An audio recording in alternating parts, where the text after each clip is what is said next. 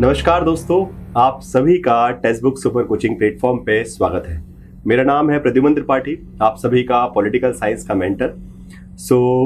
आज जो है एक बहुत शानदार सक्सेस स्टोरी के साथ मैं आप सभी के बीच आया हूँ। हमारे साथ है फोजिया, जो कि text book super coaching platform के साथ जिन्होंने प्रिपरेशन की और जून 2023 में एक यूजीसी नेट एग्जामिनेशन को क्रैक किया है। हम आज जानेंगे कि किस तरीके से उन्होंने प्रिपरेशन की, क्या उनका तरीका था, क्या स्ट्रेटेजी थी, क्या बेसिकली बैरियर्स उन्होंने फेस किए, वो सारी बातें उनसे सीखेंगे। जो सभी समस्याएं आपको आती हैं प्रिपरेशन के लिए, जो मोटिवेशन है, सारे एस्पेक्ट्स पर हम बात करेंगे। First of all I would like to welcome Fozia you to this Testbook super coaching platform. काफी अच्छा लग रहा है कि आप यहाँ आए हैं और आपकी जो जर्नी है उसके बारे में हमारे व्यूअर से बात करेंगे। वेलकम। Thank you sir. सबसे पहले हम स्टार्ट करते हैं थोड़ा सा अपने बारे में कि आपका एजुकेशन बैकग्राउंड क्या रहा है, कहाँ से मास्टर्स है, ग्रेजुएशन है और आगे क्या करना चाहते हैं, और इसके सबके बारे में, और जो इस बार एग्जाम क्रैक हुआ है तो प्लीज उसके बारे में थोड़ा सा हमारे व्यूअर्स को बताइए। हाँ सर, तो मेरा नाम फौजिया खान है, जैसे सर ने बताया। मैंने ड्यू से ग्रेजुएशन की है और मतलब फर्स्ट डिवीजन से ड्यू से ग्रेजुएशन। मैंने मास्टर्स मैंने ड्यू में इनरोल किया था, बट कुछ फिर मेरे को छोड़ना पड़ा। देन मैंने इग्नू से किया मास्टर्स। ठीक है। उसके बाद मैंने यूपीएससी की प्रिपरेशन की, बट कोविड की वजह से वो एक अटेम्प्ट दिया, देन फिर नहीं दे पाई मैं अटेम्प्ट। तो लास्ट ईयर मैंने यूजीसी नेट दिया था, तो उस टाइम पे मैं सेल्फ स्टडी से ही मैंने अटेम्प्ट दिया था। ठीक है। तो वो मेरा उस टाइम पे 92 कट ऑफ गई थी, बट मेरा 89 पॉइंट था, तो कुछ से रह गया था। तब मैंने आपसे कांटेक्ट किया था कि सर ऐसे ऐसे मुझे सब्सक्रिप्शन लेना है। देन आपसे कांटेक्ट करके आप जब भी सुपर कोचिंग में आए थे, फिर मैंने 6 मंथ का सब्सक्रिप्शन लिया और फेब का अटेम्प्ट मैंने नहीं दिया था। अच्छा। जी, तो मेरा सेकंड अटेम्प्ट था ये जून का, और जिसमें मेरे को 98.22% मेरे को हुआ है। 98.22%। इस बार आपका नेट क्रैक हुआ है? जी सर, मेरा 2 क्वेश्चन से जीआरएफ अनफॉर्चुनेटली रह चुका है। कोई बात नहीं, it's not unfortunate, it's something new learning. Okay, because मेरे आपसे failures are not something which is basically as such they are a failure, they are something new, they will provide a new learning to the life also and again to the other peoples, because अब आप सीख जाते हैं कि अच्छा हाँ किस कारण से नहीं हुआ, so you can work on those things। हाँ, अगर उसको आप नेगेटिव एस्पेक्ट में देखेंगे, ठीक है यार 2 मार्क्स से रह गया, डिसहार्टनिंग होता है, किसी के लिए भी होता है कि यार 2 और हो जाते तो झंझट छूटता, सीधी बात है। इच्छा तो होती है कि झंझट छूटे, आप आगे का काम करें। तो बट ठीक है, मुझे पूरी उम्मीद है कि इस बार नेट आपने निकाला तो अगली बार जीआरएफ डेफिनेटली होगा और अच्छा परसेंटाइल, मतलब आप बिल्कुल ऑलरेडी ऑलमोस्ट जीआरएफ की बाउंड्री में पहुंच चुके हैं। थोड़ा सा एफर्ट और जो है, और मुझे पूरी उम्मीद है कि जो जून वाला बेसिकली दिसंबर का आप अटेम्प्ट देंगे 2023 का, वो सक्सेसफुल होगा। फोजिया, जब प्रिपरेशन आप कर रहे थे, जैसा कि आपने बताया कि आपने सब्सक्रिप्शन लिया था टेक्स्ट बुक प्लेटफॉर्म पे, उसमें बहुत सारी चीजें होती है सब्सक्रिप्शन में। आपको पेपर 1 की क्लासेस है, पेपर 2 की क्लासेस है, लाइव क्लासेस है, रिकॉर्डेड है, उसके बाद नोट्स है, ठीक है, मॉक टेस्ट है, चैप्टर टेस्ट है, ऐसे बहुत सारे एस्पेक्ट्स हैं। उन सबको किस तरीके से आप यूटिलाइज कर रहे थे जिससे मैक्सिमम प्रोडक्टिविटी निकल सके, because minimum time effort, because कभी भी हम किसी कोचिंग का अगर सहारा लेते हैं, कोई प्रिपरेशन प्लेटफॉर्म का सहारा लेते हैं, हमारा ऑब्जेक्टिव होता है कि मिनिमम एफर्ट में मैक्सिमम आउटपुट निकल सके, मतलब जो भी हम पढ़ रहे हैं वो उसकी प्रोडक्टिविटी हो, ये नहीं कि हम कुछ भी पढ़ रहे हैं। बिकॉज जब विदाउट गाइडेंस कोई बच्चा पढ़ता है तो वो बहुत सारी चीजें पढ़ लेता है जो शायद तक काम की नहीं है। तो जब आप गाइडेंस में पढ़ते हैं तो कहीं ना कहीं उसका इम्पैक्ट पड़ता है। आपके हिसाब से किस तरीके से आपने उन सारी फैसिलिटीज को यूज किया और आपको सबसे अच्छा पार्ट क्या लगा, वो आप डेफिनेटली बता सकते हैं। सर, मेरा थोड़ा मतलब बेस क्लियर था पॉलिटिकल साइंस में, तो मैंने आपका मतलब आपकी जो रिकॉर्डेड क्लास थी तो वो तो मैंने नहीं देखी थी।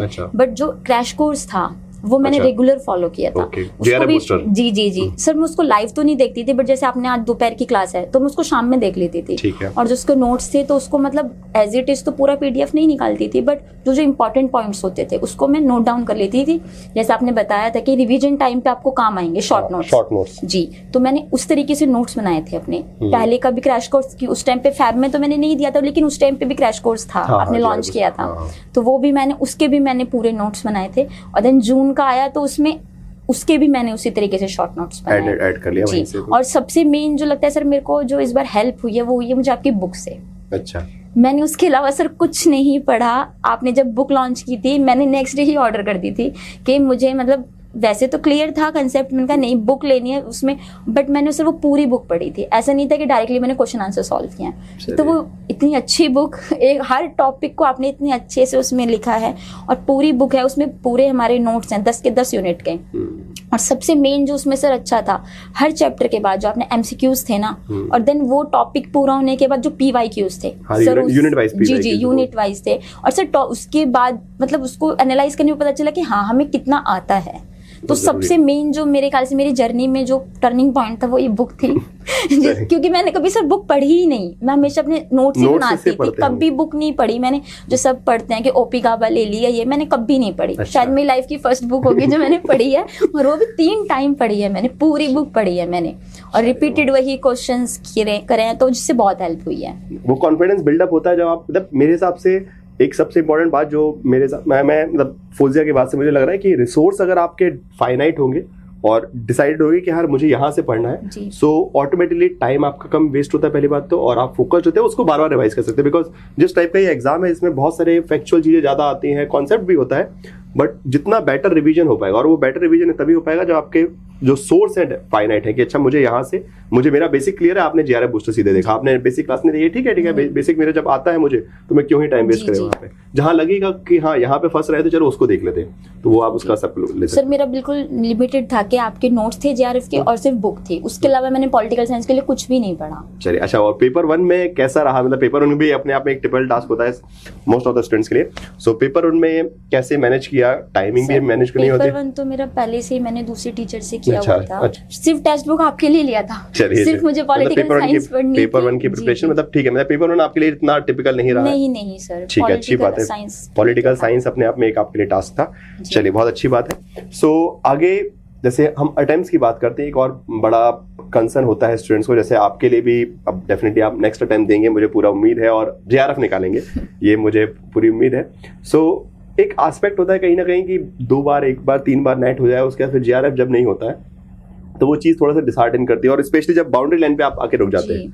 सो उस सिचुएशन में आपका मैसेज क्या होना चाहिए किसी स्टूडेंट को, मतलब आपके हिसाब से कि कौन सा ऐसा फैक्टर जो आपको शायद तक मोटिवेट कर सकता है, या फिर बोल सकते हैं कि जो आपको फिर से मेहनत करने के लिए इंस्पायर करे? सो जैसे मैं अपना खुद के एग्जांपल देती हूँ कि जब मैंने फर्स्ट अटेम्प्ट दिया था तो मेरे उस टाइम पे भी 2 क्वेश्चन से नेट रह गया था। अच्छा, नेट रह गया था जी, उस टाइम पे मेरी 89 पॉइंट थी और 92 पे गया था।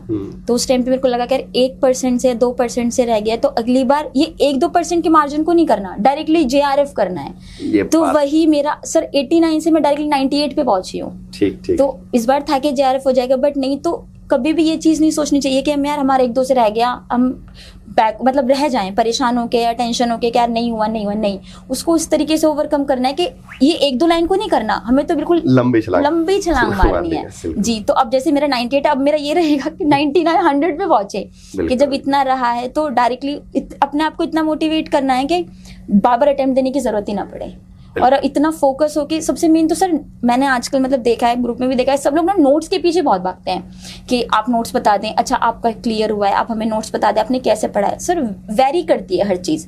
अब मैं कुछ और हूँ, किसी का कुछ और प्रोफेशन है, कुछ कोई किसी तरीके से पढ़ता है, कोई किसी तरीके से पढ़ता है, तो कभी भी किसी को एक तो ये चीज ना कॉपी नहीं करनी चाहिए। अपने अकॉर्डिंगली अपना टाइम टेबल बनाएं और अपने अकॉर्डिंगली उसको मतलब उसको यूटिलाइज करना है हमें जी, उसको फॉलो करना है। तो सबसे मेन यही है कि अब सोर्स सबसे पहले एक रखें। मैं तो रिकमेंड करूंगी सब सर की बुक ले लें उसके अलावा कुछ पढ़ने की जरूरत ही नहीं है। और जिस तरीके से सर इस बार एग्जाम आया था और उससे पहले से ऑब्जेक्टिव एग्जाम आ रहे थे, लेकिन इस बार बहुत सब्जेक्टिव क्वेश्चन था। बट सर जब मैंने रिव्यू देखे सबके के, जब मैं एग्जाम हॉल से निकली तो मेरा था कि यार पेपर तो अच्छा हुआ है मेरा, क्योंकि मैंने बहुत जल्दी एग्जाम कर लिया था इस बार। अब बट जब मैं घर आई हूँ, मैंने यूट्यूब और टेलीग्राम खोल के देखा तो बच्चों के मैसेजेस बहुत टफ एग्जाम है, बहुत टफ है। सर मुझे नहीं लगा वो, क्योंकि सर मैंने आपको बताया ना, मैंने बुक पढ़ी थी आपकी, और जिसमें सब चीजें मैंने मतलब पूरा जो अपने चैप्टर वाइज है, हर टॉपिक हर यूनिट का एक एक चैप्टर अलग अलग है, तो मैंने वो डेप्थ में ही पढ़ा था। अब बच्चे क्या करते हैं सर के पैटर्न क्या चल रहा है, ऑब्जेक्टिव पैटर्न चल रहा है, तो उसी को याद करते हैं, उसी को याद करते हैं। मतलब वो कॉन्सेप्चुअल अगर आपने बेस बनाया होगा तो अगर पेपर टफ भी आया तो उसमें आप आंसर निकाल लेंगे, उसको मैनेज कर लेंगे। अगर हमारा कंसेप्ट क्लियर होंगे तो वो कुछ भी पूछ ले हमसे, हम उसको। और इस बार यही हुआ, इस बार एनटीए वालों ने यूपीएससी की तरह कर दिया, बिल्कुल चेंज के भाई आप उसको गेस नहीं कर सकते हमारा एग्जाम कैसा होगा। तो अगर आप कंसेप्ट्स क्लियर होंगे तो कैसे भी पेपर आए, एनटीए वाले कितना भी बना ले, सब बनाएंगे तो हमारे नोट्स में से हमारे सिलेबस से ही बनाएंगे, उससे बाहर तो नहीं बनाएंगे। सिलेबस के बाहर आते हैं, बट वो ठीक है, उतने जरूरी भी नहीं कि 100 आउट ऑफ 100 क्वेश्चन आपको करने भी नहीं। सिर्फ 150 क्वेश्चन होता है, हमें अगर इतना भी नहीं, अगर 10-20 भी क्वेश्चन चले जाएं तो भी कोई फर्क नहीं पड़ता, तो कट ऑफ उसके अंदर ही रहेगा आपका। जी। और वो कितना ही बाहर बना लेंगे, बनाएंगे तो सिलेबस से ही। और अगर आप सिलेबस को ही डेप्थ में पढ़ लेंगे तो फिर चाहे कितना भी टफ पेपर आ जाए वो मैटर नहीं करता। और इस बार को तो मेरा एग्जाम बहुत ही अच्छा हुआ था सर। चलिए, तो ये एक डिफरेंट रिस्पांस मुझे मिला है। Usually most of the students ये बोला है कि भले जिसका भी जेआरएफ निकला कि सर हाँ पेपर टफ था, because there were few question जो कि एक्सपेक्टेशन से बाहर थे, जो कि कभी ना हमने सुने, कुछ ऐसे थिंकर्स के नाम जो कि कभी ना सुनने में आए, कुछ ऐसे लोगों के नाम पूछे, कुछ ऐसे टॉपिक्स थे जो कि थोड़े से लाइक न्यू थे, तो वो यूजुअली लोगों की मेमोरी में रह जाते हैं कि यार ये जो आता था वो तो पता है, बट जो नहीं आता ना वो याद रहता है कि अच्छा ये नहीं पढ़ा था, ये आया है, तो वो एक इम्पैक्ट रहा है। बट ठीक है, प्रिपरेशन अपनी कंसिस्टेंट रखिए, जो सिलेबस है उस पैटर्न को फॉलो कीजिए उसको अच्छे से, बिकॉज उसमें से इतना क्वेश्चंस तो आएंगे जितने में आपका एग्जाम क्रैक होगा। 10-15 क्वेश्चन अगर अलग भी हैं तो वो इट मैटर नहीं करते ना, आपको 85 क्वेश्चन आते हैं वो मैटर करते हैं। एग्जैक्टली 10-15 क्वेश्चन से क्या 10-15 भी नहीं होते सर, 8-10 क्वेश्चन उनके बारे में अगर आप चिंता करके जो आता है वो भी छोड़ दोगे तो सर ऐसा नहीं है, वो बिल्कुल मेरे लिए भी डिफरेंट थे क्योंकि वो अलग ही थे। ऐसा नहीं है कि मैं उनको पढ़ के गई थी, बट मैंने उस चीज को अपने पे हावी नहीं होने देखा, ये नहीं आता बट जो आता है एटलीस्ट उस पर तो हम अपना 100% दे सकते हैं। दैट इज द थिंग कि सिचुएशन में अपने आप को काम रखना है। कभी कुछ चीजें थोड़ी सी खराब भी होती हैं तो you have to try to solve that situation, ये नहीं कि उसको पैनिक कर जाए। और अभी भी आप लोग जो प्रिपरेशन करेंगे ध्यान रखिएगा, जो बेसिक सिलेबस है उसको मत छोड़ दीजिएगा कि मैं कुछ स्पेशल एडवांस पढ़ने में कि भाई एग्जाम एंटी ने रानी गांगुली के बारे में पूछ ले तो आपसे सारे के सारे ट्राइबल थिंकर्स के बारे में पढ़ना स्टार्ट कर दे। नहीं, एक प्रैक्टिकल अप्रोच, बिकॉज इतने सारे ट्राइबल लीडर्स है, कैसे किसके बारे में पढ़ोगे, कैसे याद करोगे, नहीं कर सकते। अब मान लीजिए उन्होंने हॉब्स में कोई किताब का बोला कि उसके चैप्टराइजेशन बता दीजिए, तो ऐसा नहीं कि आप सारी किताबों की चैप्टराइजेशन पढ़ लीजिए, कोई मतलब नहीं, वो वेस्ट ऑफ टाइम है। कुछ ऐसे क्वेश्चंस ऐसे आएंगे जो कि आपको डाइवर्ट करेंगे, आपकी प्रिपरेशन को खराब करेंगे, but you have to stick with the syllabus. Syllabus में से इतना पार्ट डेफिनेटली आएगा अगर आप अंडरस्टैंडिंग बेसिक सिलेबस को पढ़ रहे हैं, कोर्सेज के नोट्स, क्लासेस के नोट्स फॉलो कर रहे हैं, ठीक है। अगर आप बुक से पढ़ रहे हैं, बुक मतलब जिससे ही पढ़ रहे हैं, तो बेसिक को स्ट्रॉन्ग रखिए। उसमें थोड़ा बहुत ऊपर नीचे होगा तो यस, वो सब हम क्लासेस में कवर करते हैं, कि ट्राई करते हैं कि जितना ज्यादा कवर हो सके, तो वो ट्राई हमारा होता है। चलिए, तो काफी सारी बातें आपने ऑलरेडी अपने उसमें बता दी कि क्या क्या चीजें को ध्यान रखना है, क्या क्या नहीं करना है। लास्ट में बस आपसे यही सवाल रहेगा कि ये जो प्रिपरेशन आपने की है, इसमें इस प्रिपरेशन का जो क्रेडिट है आप अपने फैमिली फ्रेंड जिसको भी देना चाहते हैं, सर मेरा पूरा क्रेडिट बस आपको जाता है। नहीं, ऐसा नहीं होता। नहीं सर, मैंने सच में मैं बताती हूँ ना, मैं पॉलिटिकल साइंस का मेरा बेस बिल्कुल क्लियर था, बट एज एंड क्योंकि नेट बिल्कुल डिफरेंट एग्जाम है, उसको हम जैसे यूपीएससी में हमारे सब्जेक्टिव क्वेश्चंस आते हैं वो बिल्कुल डिफरेंट है, जैसे अभी तक पैटर्न चल रहा था, ऑब्जेक्टिव था। सर मेरा ऑब्जेक्टिव की तो मेरी मतलब कमांड थी नहीं मेरे को बिल्कुल भी, बट मैं तो पूरा क्रेडिट आपको दूंगी। और आपकी बुक सर, उसने मेरे बहुत अच्छा किया। मैंने बताया ना, मैंने 3 टाइम पढ़ी है, वो रट चुकी है मुझे वो। चलिए ठीक है सर, न्यू एडिशन के लिए मैं आपको दे देता हूँ कि इसका न्यू एडिशन इसका करवा देना, क्योंकि मेरे पास कॉल आ चुका है सर, इसका न्यू एडिशन की डिमांड है, क्योंकि अब पेपर अपडेट हुआ है, नई चीजें आई हैं, तो मेरे पास डिमांड आ चुकी है कि सर इसको न्यू अपडेट किया जाएगा। मैंने कहा ठीक है, मैं करवाता हूँ, टाइम निकालता हूँ। चलिए, बहुत अच्छा लगा आपसे बात करके, मजा आया, और मुझे उम्मीद है कि आप सभी ने भी फौजिया क्या जो स्टोरी है उससे बहुत कुछ सीखा होगा। उन्होंने जो पॉइंट्स बताए, इनको प्रिपरेशन में ध्यान रखिएगा। बहुत अच्छी बात उन्होंने ये कही कि सबकी स्टोरी अलग अलग है, सबकी प्रिपरेशन स्ट्रेटेजी अलग होती है, बिकॉज सबका अपने अपने पोटेंशियल्स है, सबके अपने अपनी वीकनेसेस है। आपको अपना खुद का वीक एरिया एनालाइज करना है। प्रिपरेशन का कैसे प्रिपरेशन करने स्ट्रेटेजी आप खुद बना लेंगे जब आपके पास आपकी वीकनेसेस होंगी, so you can create your own plan, okay. और उस पर स्टिक करना है, जो प्लान बनाया उस पर स्टिक कीजिए, एक लिमिटेड रिसोर्सेज रखिए और डेडिकेशन से पढ़िए और खुशी से पढ़िए, ठीक है। प्रिपरेशन को दबाव मत बनाइए। कॉम्पिटिटिव एग्जाम अपने आप में एक बड़ी मजेदार चीज है, उसको आप मजे से करेंगे तो डेफिनेटली खुशहाल तरीके से करेंगे। जैसे देखिए बैठी है वो, इतने प्यार से बात कर रहे हैं, और मेरे हिसाब से बिकॉज मुझे जहां तक आपका बिकॉज मेरे सभी स्टूडेंट से कनेक्शन अच्छा रहता है, तो टेलीग्राम पे मैं बहुत अच्छा कनेक्टेड रहता हूँ यूजुअली। क्लासेस में तो सीधी बात है, इतने सारे बच्चे एक साथ बैठे तो सबसे बात नहीं हो पाती पर्सनली, बट हाँ टेलीग्राम पे जब भी मुझे वक्त मिलता है, जब भी किसी का मैसेज आता है तो मैं कनेक्ट करता हूँ। मुझे बहुत अच्छे से याद है आपके जो भी मैसेजेस वगैरह आते थे, सो उसमें आपका सिंसियरिटी लेवल मुझे दिखा, और कहीं भी मुझे पैनिक करते हुए आप कभी नहीं दिखे कि प्रिपरेशन को लेकर सर बहुत पैनिक है। कभी कभी हो जाता है कि हाँ सर इसमें सजेशन दे दीजिए, टॉपिक समझा दीजिए, तो that sense of calmness is very important. Because अगर आप बहुत जल्दी मतलब ड्रिफ्ट हो रहे हैं ना, कि लाइक चीजें फट जा रही हैं आपके लिए, तो कहीं ना कहीं फिर वो सिलेक्शन की प्रॉब्लम आएगी। तो अपने आप को काम रखिए, मेहनत कर रहे हैं तो रिजल्ट जरूर मिलेगा, बट कंसिस्टेंसी से मिलेगा, बस, ठीक है। तो इसी के साथ आज का ये लेक्चर हम लेक्चर में चलिए कि इंटरव्यू समाप्त करते हैं। काफी अच्छा लगा। Thank you so much once again for being on the Testbook super coaching platform. Thank you sir.